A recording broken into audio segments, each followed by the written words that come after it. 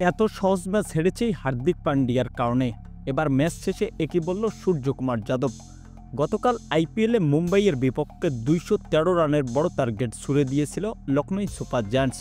সবার আশা ছিল হার্দিক পান্ডিয়া ও সূর্যকুমার যাদবের ব্যাটিং তাণ্ডবে পৌঁছে যাবে তারা। শেষ ওভারে মুম্বাইয়ের জন্য দরকার ছিল 21 রান। স্ট্রাইকে ছিলেন হার্দিক পান্ডিয়া।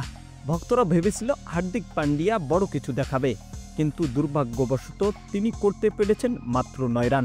ম্যাচ শেষে হতাশ সূর্যকুমার যাদব বলেন, আমি আজকের ম্যাচে দুর্দান্ত ব্যাটিং করেছি, তবে শেষ দিকে এসে এইভাবে হারতে হলো আমাদের। যদি শেষ ওভারে 2টা ছক্কা মারতে পারতাম তাহলে ম্যাচটা জিতে যেতাম। তার কথায় স্পষ্ট হতাশা।